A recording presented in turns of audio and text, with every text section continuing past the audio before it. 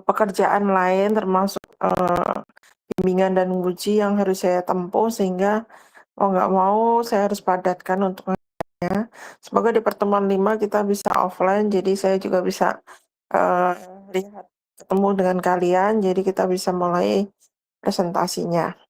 Masuk pertemuan 3 itu kita membahas tentang reformulasi bahan pembantu dalam sediaan suntik dan apa sih tujuan dari eksipien atau bahan pembantu dari sediaan injeksi atau sediaan steril pada umumnya. Oke, slide. Saya masuk ke definisi dulu. Ini udah kemarin di parentral. Jadi, kalau kita mau menggarisbawahi sediaan parentral itu berarti bahwa dia adalah sediaan yang tidak melalui usus. Jadi tidak akan ada ceritanya sediaan parentral itu dia melalui usus. Kenapa dia tidak melalui usus? Karena memang dia merobek, eee, dinding, merobek lapisan kulit atau merobek, eee, bagian dari kulit, bagian dari tubuh untuk masuk ke peredaran darah. Maka karena dia, eee, apa namanya, merobek, maka dia langsung masuk ke peredaran darah, maka dia butuh kemurnian yang tinggi. Salah satunya dia harus dibuat dalam kondisi yang steril. Ini sudah kemarin di awal. Oke, lanjut.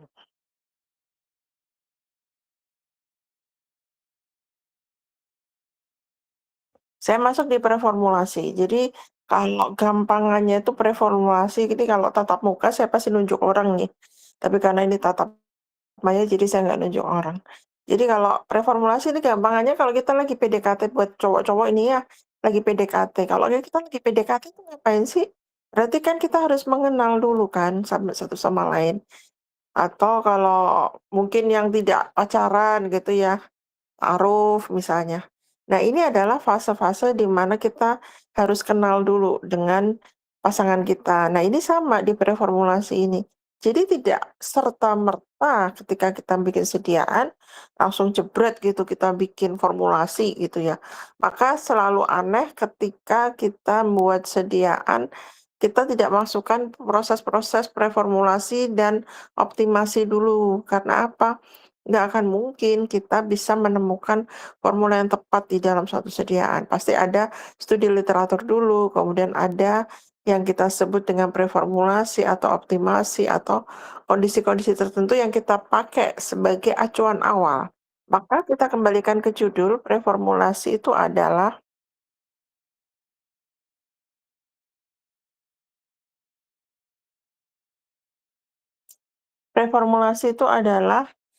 tahap awal dalam rangkaian proses pembuatan sediaan farmasi yang berpusat pada sifat fisika kimia. Kita kembalikan ke orang, berarti kita kenal dulu sifat-sifatnya. Nah, kalau di zat aktif dan eksipien, maka kita harus kenal dulu sifat fisika kimia. Baik zat aktifnya, misalnya di dalam sediaan infus, itu ada zat aktif kita sebut dengan NaCl, dextrose, D5, dan lain sebagainya. Maka kita kenali dulu sifat-sifat fisika kimianya dia. Dia suka larut di mana sih? Titik didihnya berapa? Titik leburnya berapa? Log P-nya berapa? Kemampuan permeabilitasnya berapa? Dan lain sebagainya itu sifat-sifat tersebut kita pelajari. Termasuk sifat yang berikutnya adalah sifat dari eksipiennya atau zat tambahannya. Mau nggak sih si zat aktif ini ketemu dengan eksipien ini? Kalau nggak mau ya jangan dipaksa. Sama seperti kita ketika kita PDKT ya kalau kondisinya memang tidak udah cocok ngapain kita paksa gitu ya. Maka sifat fisika kimia ini akan berpengaruh pada apa? Pada penampilannya. Pertama kita akan melihat sebagai penampilan dulu. Yang kedua tentu saja bagaimana perkembangan suatu bentuk sediaan farmasi. Apakah dia akan jadi sediaan farmasi yang mempunyai efikasi atau dia cukup hanya sebagai hiasan aja, sebagai dekoratif kalau kita masuk ke kosmetik atau kita masuk ke mata kuliah yang lain yang sifatnya dia hanya bukan untuk terapi, itu boleh. Tapi kalau untuk parenteral atau sediaan steril, maka kita tidak lagi boleh dekoratif karena dia sudah rugi merobek dinding, pembuluh darah, ngapain kita harus dekoratif. Dengan kata lain, preformulasi itu adalah proses investigasi. Yang diinvestigasi apa? Sifat fisik dan kimia zat aktif tunggal atau ketika dia digabung dengan eksipien. Oke, lanjut slide. Tujuan preformulasi itu apa? Ini kemarin pernah saya bahas pada waktu mata kuliah Samsol atau Padat, bukan saya yang ngajar ya. Samsol mungkin, saya lupa. Pokoknya kalau mata kuliah Tech 4 saya selalu ada preformulasi, walaupun mungkin jenis yang kita preform itu akan beda-beda antara sediaan padat, semi padat, maupun sediaan steril. Tapi di dalam sediaan steril, ini sama, kita harus lakukan preformulasi. Nah, tujuannya adalah untuk menghasilkan informasi yang berguna bagi siapa? Bagi formulator. Untuk apa? Untuk mengembangkan bentuk sediaan yang stabil dan ketersediaan hayati yang dapat diproduksi dalam skala besar. Jadi, proses preformulasi inilah kita akan temukan formula yang optimum, formula yang paling bagus, formula yang memenuhi persyaratan untuk kita scale up, kita buat dalam skala besar di dalam skala industri. Nah, ini tentu saja butuh effort yang besar karena satu, pasti butuh dana yang gede. Nah, untuk menghindari dana yang besar, maka kalian perhatikan kakak kelas kalian, cutting kalian itu mereka pakai yang aplikasi yang kita sebut dengan desain expert. Dan di situ ada SLD, ada desain faktorial, ada di Optimum, ada LSD dan lain sebagainya. Terserah mau yang mana yang dipilih disesuaikan dengan kondisi penelitian kalian. Maka itu boleh kalian jadikan acuan sebagai optimasi. Karena kalau kita nggak optimasi, maka kita akan banyak buang bahan di lab. Pasti ada satu fase sebulan isinya kita hanya optimasi aja untuk mencari yang mana yang terbaik gitu ya. Itu 1 bulan, tapi sementara dengan aplikasi kita bahkan hanya bisa menemukan 15 menit. Atau ketika kita masukkan di dalam aplikasi, nanti pada prakteknya ditambah dengan pengerjaannya untuk optimasi mungkin tambahnya hanya semingguan lah. Tapi tidak sampai berbulan-bulan sehingga kita satu tidak buang bahan, satu tidak buang tenaga, satu tidak buang uang, satu juga tidak buang energi kita atau tidak buang waktu kita juga sehingga kita lebih efektif di dalam bekerja. Nah, reformulasi dalam arti luas berarti digunakan untuk sediaan farmasi tertentu dan didefinisikan sebagai pendahuluan untuk menetapkan formula akhir yang sebenarnya. Jadi nanti akan muncul formula yang paling akhir atau formula optimum itu sebagai arah kerja untuk pembuatan produk. Maka sediaan itu harus stabil, kompatibel, ada ketersediaan hayati dan dapat dibuat secara ekonomis. Maka sebagai seorang calon formulator, kalian harus bisa memilih mana yang memang sediaan tersebut dapat memenuhi persyaratan, jadi overall optimum, tapi tentu saja dengan harga yang lebih murah, bukan harga yang mahal. Karena kalau kita bikin sediaan yang harganya mahal, maka harga jualnya pasti akan mahal. Studi preformulasi awal biasanya mempelajari, ini menurut Ansel ya, mempelajari sifat fisika kimia senyawa dengan sasaran pemilihan formulasi sediaan dalam komposisi yang optimal. Nanti muncul formula-formula optimum kalau di desain expert. Nanti formula optimum itu nanti yang akan dipakai sebagai studi literatur selanjutnya. Oke, slide. Ini adalah fungsi bahan tambahan dalam sediaan steril. Sebenarnya kalau kita bikin sediaan, sebenarnya paling gampang kalau kita ranking ya, paling gampang tuh bikin sediaan steril. Karena kenapa? Sediaan steril itu hanya cuma butuh zat aktif sama pelarut, biasanya gitu. Nah, ada penstabil, ada penambahan pH, apa namanya, dapar atau adjusting pH atau untuk isotonis, itu semuanya sudah terrecord dengan bagus gitu ya. Beda dengan kita bikin tablet, kita harus tambahin pelicin, pengikat, glidan, kita harus nambahin penghancur, nambahin banyak hal yang akhirnya membuat kita resikonya adalah tablet kita nggak jadi gitu ya. Kalau steril itu gampang tinggal dilarutkan jadi gitu kan. Tapi permasalahannya di dalam sediaan steril itu justru adalah bagaimana kita mempertahankan sediaan kita tetap steril ketika dikonsumsi oleh pasien, dan itu yang tidak mudah. Maka perbedaannya adalah justru pada proses sterilisasinya. Fungsi bahan tambahan dalam sediaan steril yang pertama adalah mempertahankan kelarutan obat. Ya, seperti yang selalu saya bilang, bahwa obat itu harus tahu karakterisasinya bagaimana, sifat fisika kimianya bagaimana. Dia larut pada apa sih gitu ya. Kalau dia tidak larut air, cari solusi yang lain. Jangan dipaksain dengan air gitu, karena memang nggak mau. Sama seperti kamu mau dijodohin sama orang, ya kalau nggak mau ya nggak mau, saya bukan jodohnya dia, saya nggak suka sama dia, nggak sifat fisika kimia saya nggak sama dengan dia. Maka kalau di dalam satu hubungan sering ada istilah chemistry-nya nggak cocok, itu salah satunya juga mengacu pada eksipien. Yang kedua adalah mempertahankan stabilitas kimia fisika larutan.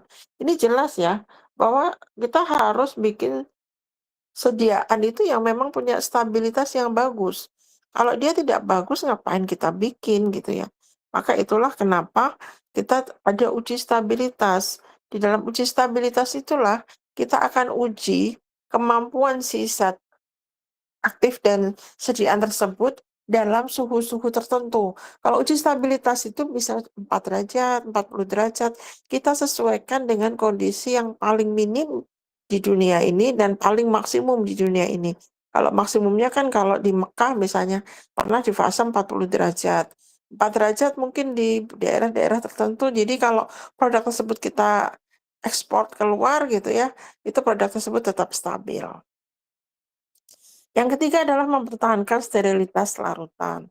Ini fungsi bahan tambahan kalau mempertahankan sterilitas larutan itu biasanya kita harus menambahkan pengisotonis atau menambahkan pengawet atau tetap menambahkan antipirogen untuk mempertahankan sterilitas larutan. Biasanya digunakan untuk multiple dosis. Minggu yang lalu 2 minggu yang lalu kita sudah belajar multiple dosis, kapan kita pakai multiple dosis, kapan pakai single dose.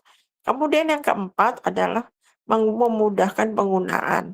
Jadi kalau kita bikin sediaan steril, maka bahan tambahannya juga harus dibuat sedemikian rupa sehingga sediaan tersebut akan mudah kita aplikasikan ke pasien, tidak menyebabkan sakit, tidak menyebabkan iritasi, dan lain sebagainya.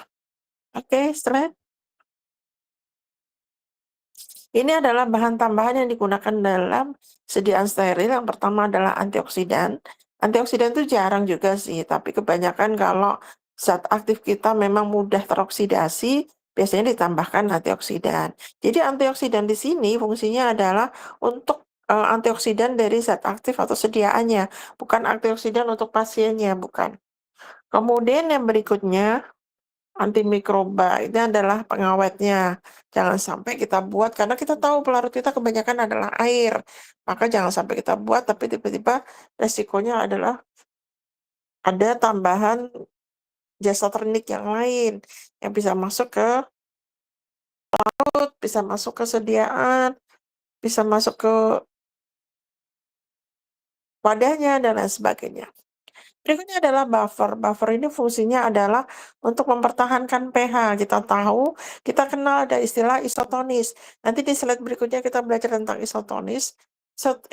Isohidris. Isohidris itu maknanya adalah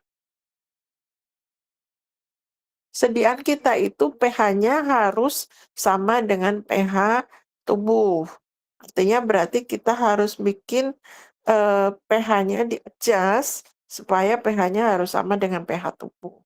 Kemudian ada tambahan gas inet, itu tertentu ya, nggak semua bahan yang digunakan pakai gas inet.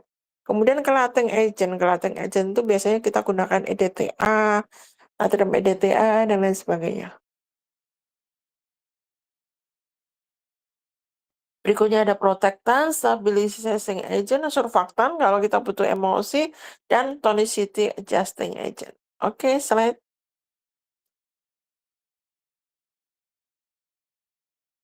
Oke, ini adalah ruang yang harus kita pakai pada dalam sediaan steril.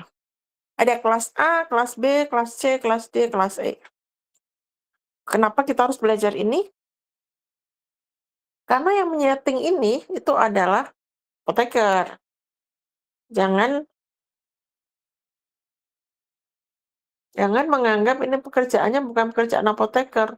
Ini bukan pekerjaan saya, Bu. Pekerjaan saya bukan nyeting ruangan. Loh, ruangan yang disetting itu adalah ruangan steril. Ya mau nggak mau memang kalian yang nyeting nanti.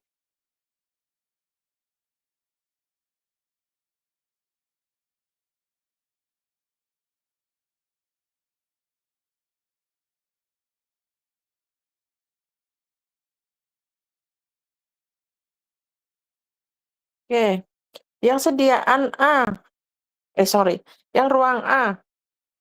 Ruang A itu apa saja yang harus kita tahu?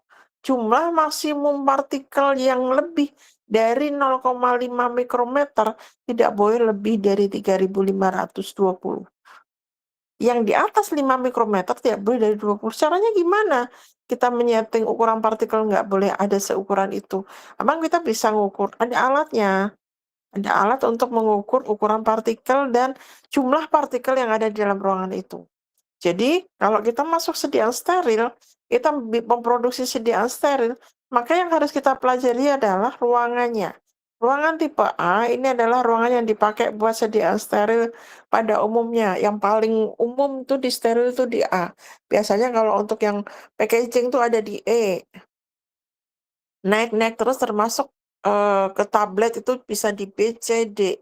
Tapi kalau kemasan biasanya di packaging tuh di E. Di sini tertulis biaya non operasional dan operasional. Jadi kalian bisa lihat mana yang buat operasional, mana yang non operasional. Oke, lanjut slide.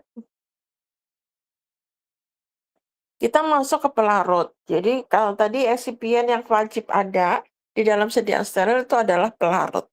Yang utama pelarut itu adalah air atau kita sebutnya kalau di eksipien steril itu adalah WFI atau water for injection. Sediaan injeksi itu pasti kemungkinan adalah water for injection. Yang paling luas adalah air untuk injeksi atau water for injection. Biasanya digunakan untuk rekonstitusi. Rekonstitusi itu apa? Proses pelarutan zat aktif dengan tambahan pelarut. Nah, biasanya air bakteriostatik yang untuk injeksi digunakan sebagai pembawanya. Jadi ada semacam water for injection, tapi di situ memang sifatnya bakteriostatik. Tapi kalau misalnya kita menggunakan pelarut yang lain, misalnya minyak, bisa. Yang tidak larut air ya kita larutkan ke dalam pelarut minyak. Tapi memang untuk sediaan steril tidak lazim, tapi ada gitu ya. Oke, slide. Nah, ini adalah syarat-syaratnya untuk airnya atau pelarutnya. Yang pertama adalah bebas mikroba, yang kedua adalah bebas pirogen, yang ketiga pH-nya harus 5-7, yang keempat adalah jernih, yang kelima tidak berwarna, 6 tidak berbau, dan 7 bebas partikel. Dari semua syarat-syarat ini, kita akan bisa kasih konklusi bahwa paling mudah, makanya kenapa banyak pabrik letaknya ada di pinggiran Jakarta, di Bogor, di Sukabumi, daerah-daerah yang dingin gitu ya, di puncak gitu, itu karena airnya masih lebih jernih dan akan kemungkinan mudah dilakukan proses sterilisasinya. Oke, slide. Kemudian berikutnya yang harus ditambahkan adalah antioksidan. Antioksidan itu biasanya digunakan dalam SPP. SPP kita bisa lihat pada tabel 4 ini yang digunakan macam-macam antara natrium bisulfit, natrium sulfit, metabisulfit, tiosulfat atau jenis cystein dan lain sebagainya. Itu sebagai antioksidan. Restnya juga bisa kalian lihat di beberapa literatur. Ini saya cantumkan sedikit aja. Oke, slide. Berikutnya adalah dapar. Biasanya yang paling sering dapar itu adalah derivat-derivat ini, sistem daparnya, asam asetat, asam sitrat, asam fosfat. Jadi bisa sebagai dapar fosfat dan lain sebagainya. Tergantung dari sediaan kamu, sifatnya adalah asam atau basa. Oke, slide. Nah, ini adalah pengawet. Bisa lihat di sini beberapa produk yang sudah menggunakan pengawet yang di pasaran, dan yang tengah itu adalah range atau rentang konsentrasi. Oke,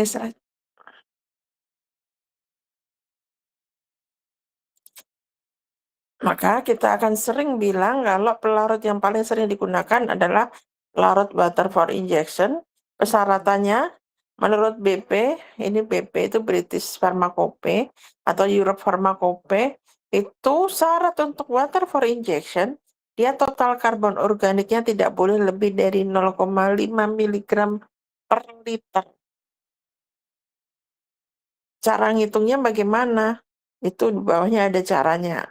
Cara untuk mengidentifikasinya. Klorinnya tidak boleh lebih dari 0,5 ppm. Maka kita nggak boleh pakai air ledeng. Air ledeng itu air keran yang dari pam itu klorinnya lumayan tinggi itu. Maka gunakan biasanya air pegunungan. Oke, slide.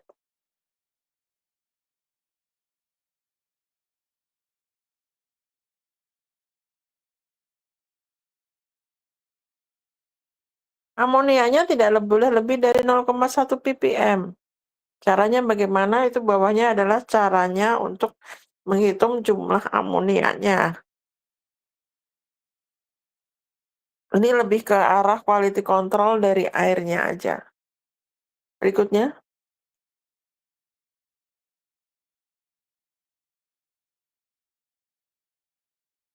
nitratnya nggak boleh lebih dari 0,2. Ini ppm ini maknanya. Saya salah ketik. 0,2 ppm. Sementara logam berat seperti Cu, Fe, Pb tidak boleh lebih dari 0,1 ppm. Ini tugas siapa? Tugas apoteker. Untuk ngecek airnya. Sesuai persyaratan atau enggak, itu tugas apoteker. Oke, slide.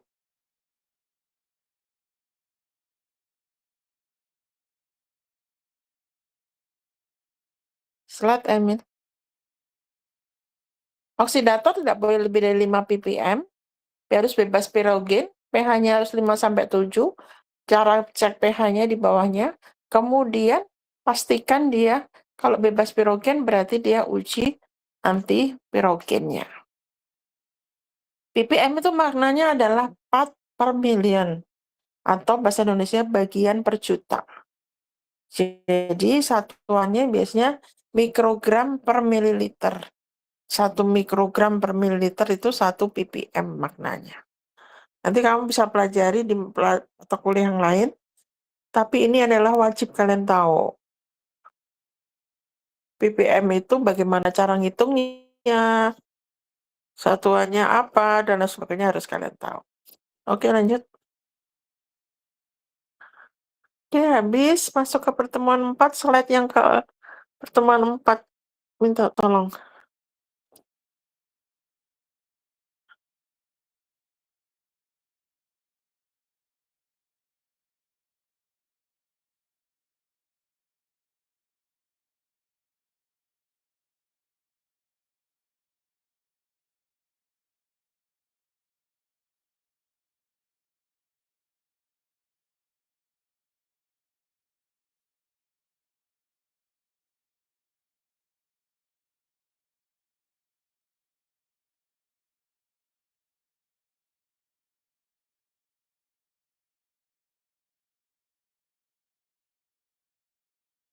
Sudah selesai ya itu?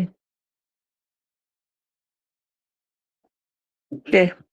Kita masuk perkuliahan sesi 4, yaitu isotonis, hipotonis, hipertonis, isoosmosis, osmolaritas, isoosmolar, dan isohidris.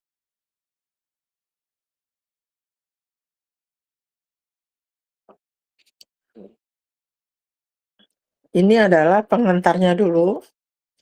Dalam formulasi kita harus punya komponen ini. Pertama adalah zat aktif, atau kita sebut dengan active ingredient. Yang kedua adalah pelarutnya. Yang ketiga adalah pembawa berair atau pembawa tidak berair. Jadi ada pembawa tidak berair itu misalnya untuk sedia injeksi yang dia dalam serbuk, itu tetap butuh pembawa atau butuh excipient juga. kemudian zat tambahan atau non-aktif ingredient. Kalau zat tambahan berarti maknanya dia tidak punya kemampuan sebagai obat atau tidak punya daya efikasi. Jadi ya berarti dia netral. Nggak boleh dia punya kekuatan daya hambat atau punya efektivitas yang lain. Oke, slide. Ini adalah syarat sediaan steril. Kemarin tuh di awal sudah saya sebutkan. Biasanya di dalam sediaan steril itu harus salah satunya yang harus kita pertahankan adalah isotonis dan isohidris. Isotonis itu apa? Nanti dijelaskan di slide berikutnya. Kemudian berikutnya harus bebas pirogen.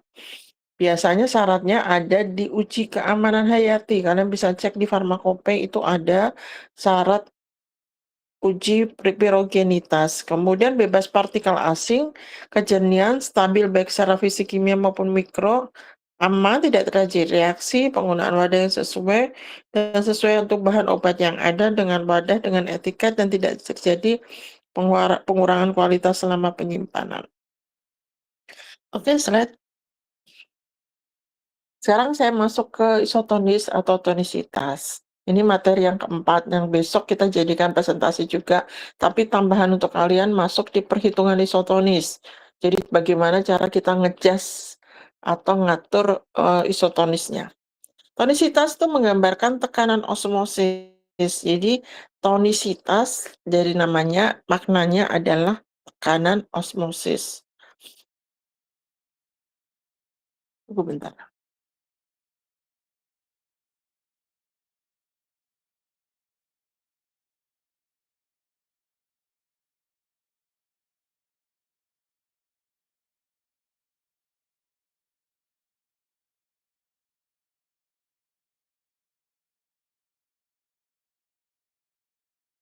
Oke.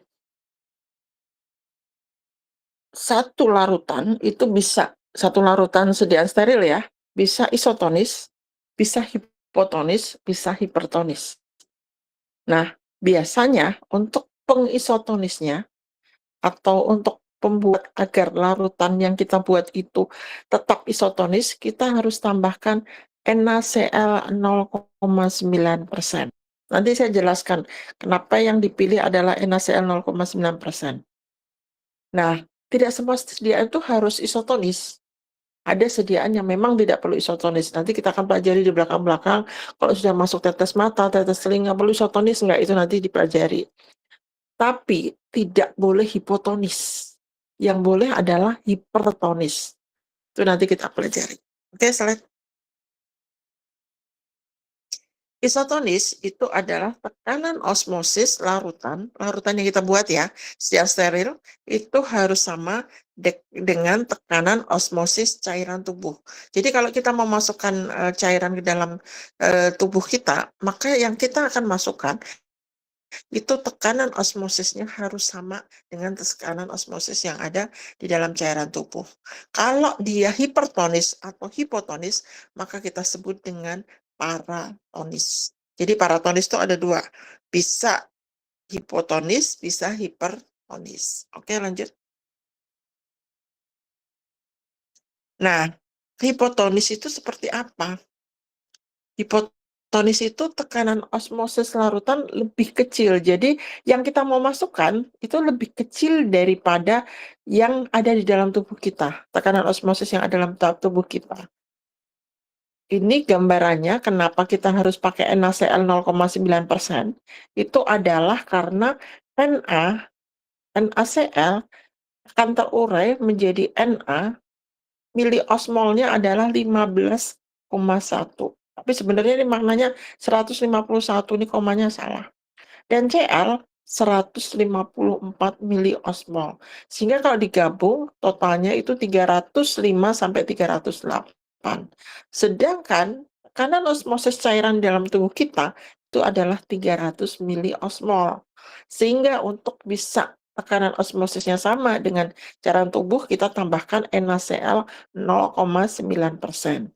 Ini makna kenapa kita harus menambahkan pengisotonis itu adalah NaCl 0,9%. Pada hipotonis, cairan masuk ke tubuh dan masuk apabila kita dapat cairannya kita hipotonis, maka ketika masuk ke tubuh, maka masuk ke sel darah merah, sehingga darah merah itu semakin gede, akhirnya pecah. Jadi ini sifatnya adalah irreversible. Artinya kalau sudah pecah, kita sudah tidak bisa lagi kembalikan ke kondisi yang semula. Maka inilah yang disebut tadi, bahwa kita nggak boleh hipotonis, bolehnya adalah hipertonis. Oke, slide berikutnya. Kalau hipertonis, tekanan osmosis yang kita akan masukkan, larutan yang akan kita masukkan, itu biasanya lebih besar dari yang ada di dalam cairan tubuh. Nah, karena dia lebih besar, maka air yang di dalam sel itu akan keluar, sehingga sel kita akan mengkerut. Sifatnya adalah reversible. Untuk menggambarkannya, sebenarnya saya mau gambarin di bentuk ini sih, tapi nggak bisa juga. Ntar aja deh terakhir. Oke, lanjut slide.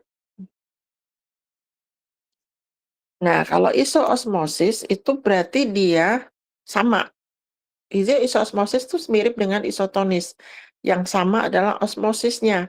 Maka agar bisa sama, kita tambahkan tadi 0,9% NaCl bersifat isoosmotik dengan darah dan air mata. Jadi tekanan osmosisnya si darah dan air mata itu sama dengan tekanan osmotik dari larutan NaCl. Jadi istilah isotonik itu bisa bergantian dengan isoosmotik. Oke, lanjut. Dinyatakan satuannya adalah miliosmol per liter. Biasanya di dalam larutan adalah range-nya bisa isotonis apabila 270 sampai 328 miliosmol per liter. Oke, lanjut. Kita masuk ke isohidris. Isohidris itu apa? Kalau tadi isoosmosis adalah tekanan osmosis, kalau isohidris adalah pH larutan sama dengan pH darah. Apabila dia terlalu basah, maka reaksinya akan terjadi kondisi-kondisi yang mudah terurai. Maka dalam pembuatan suka ditambahkan, misalnya kayak injeksi aminofilin, ditambahkan etilendiamin, atau kalau tadi ada buffernya, apa ditambah daparnya bisa dapar fosfat atau asam asetat dan lain sebagainya, tergantung dari pH dari zat aktif yang kamu gunakan.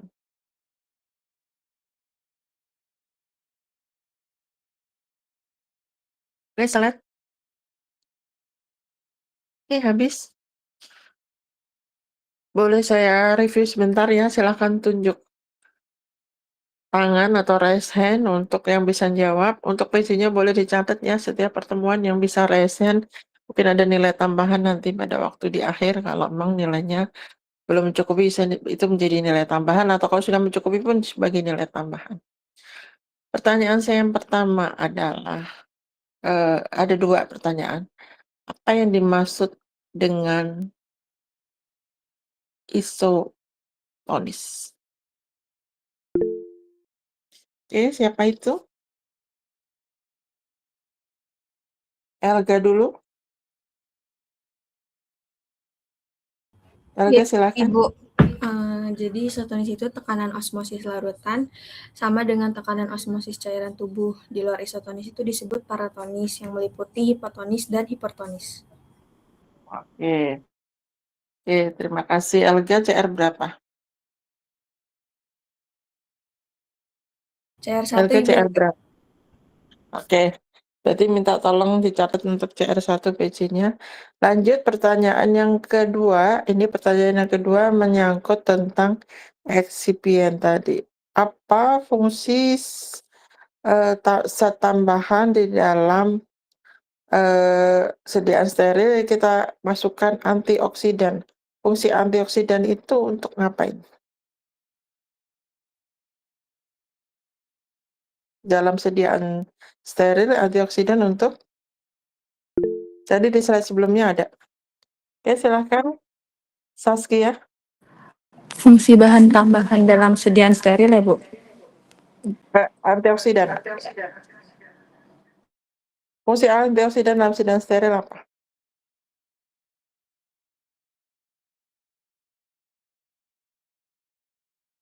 hubungkan dengan judulnya.